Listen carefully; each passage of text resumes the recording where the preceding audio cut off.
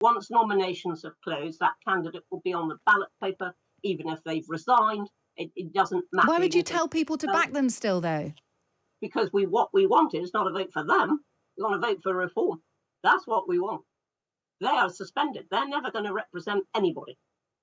But they're going to help your vote share. I sincerely hope that people who want to vote reform, who had the very disappointing experience of finding that the candidate on the ballot paper is no longer a reform candidate, will still, as a protest, vote reform. So you want them, as a protest, to vote reform, to vote for someone who has made racist, misogynistic... People make their own minds up what they vote for when they go into the ballot. They make their own minds up. I don't tell them what to do. Reform UK's immigration and justice spokesperson Anne Widdecombe joins us now on the evening edition. Anne, good evening to you. Well, good evening to you. Tell me what you make of what Robert Smith has had to say today. I've repeated some of those slurs that he made. Are they acceptable? Can they be excused? Can they be explained? Well, I should think not, which is presumably why Richard Tice has condemned them. We did know, as we were coming up to the end of this campaign, and given the huge pressure that the Tories have been exerting on some of our candidates to stand down, we did know that we might get defections like Mrs. David's. But then just look at the statement that she made. She said, the vast majority of candidates. I'd love to know how many of our 600 odd candidates she has actually met. OK, so you are talking about Georgie David there, who's the former Reform candidate, now defected to the Conservatives. OK, anyway. Just for reasons of clarity and just so we deal with these one by one, let's go back to Robert Smith. And can I ask you whether Robert Smith has now been suspended from Reform UK? Well, I think Richard Tice made that clear. I don't know why you're still asking me. Well, I'm yet to see any official line from Reform that Robert Smith has been suspended, which is why I asked the question. But as far as I know, he has been. Okay. All right. Now let's go on to Georgie David, who is the defected candidate. And I wonder your opinion on this. You point out that she can't possibly have met every Reform candidate to make those accusations. But I wonder why she would make those accusations. Where would be the basis for her making those points? Well, that question is best directed at her. I mean, if I were sitting down with her now, I would say, right, come on, tell me, who have you met? What have they said? Why are you saying what they're saying? Where's the evidence? And the simple fact is that there isn't any evidence. We have had some bad apples. We were selecting at a huge pace. Other parties have had terrible scandals, not only amongst candidates, but amongst MPs, for heaven's sake. And it hasn't been limited to rude language, as you pointed out earlier. It's also actually included molestation in places. So come on, we've all got this problem.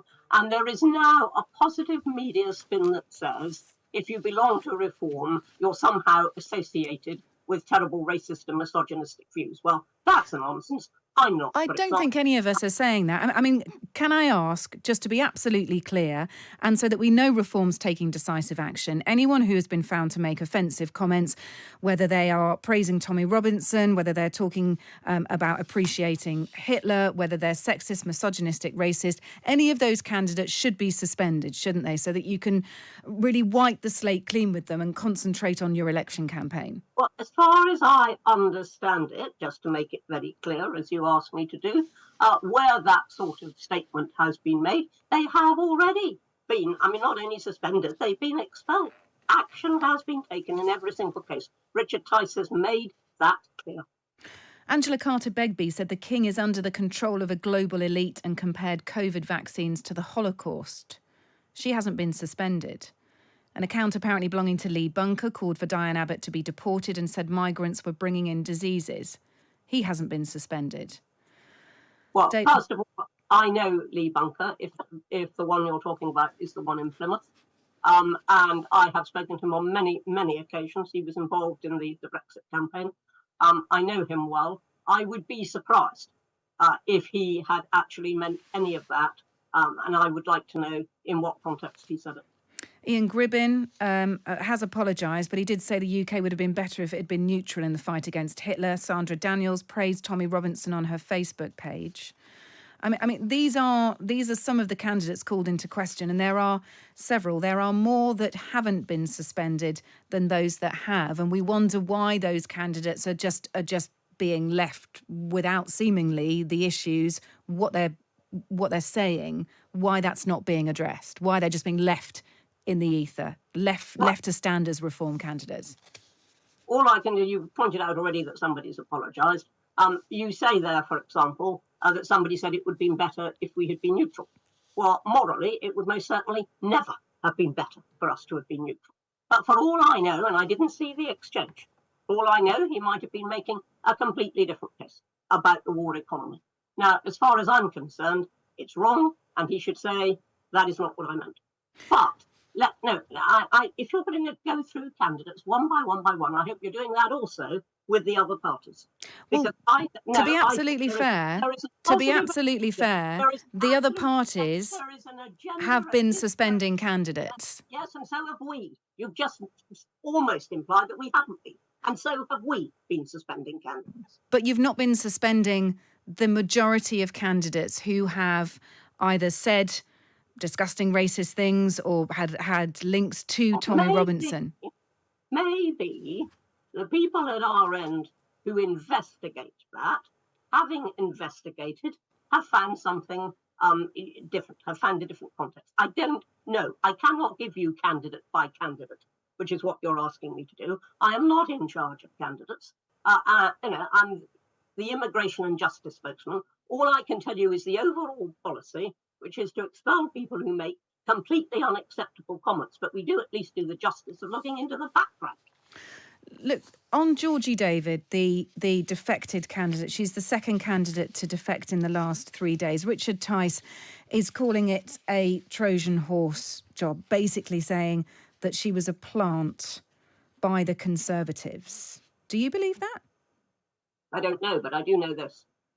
We've had reports, a large number of reports of people saying they have been put under a lot of pressure, blandishments, and all the rest of it from the Tories. I know that. We also know that we went through exactly this. You must remember this, exactly this, at the end of the Brexit Party campaign, when 4 Brexit Party members, previously all Tories, suddenly defected back to the Tories. As if they suddenly had a great revelation, which they hadn't been aware of before.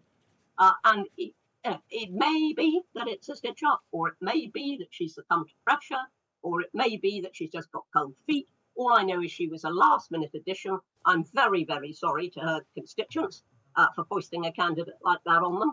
And we must just get on with it. You don't want to hear our message, do you? You just want to pretend that we're a group of nasties. You don't want to hear our message. That is not the case. We were at the Reform rally on Sunday. We very clearly heard your message. We spoke to Nigel Farage.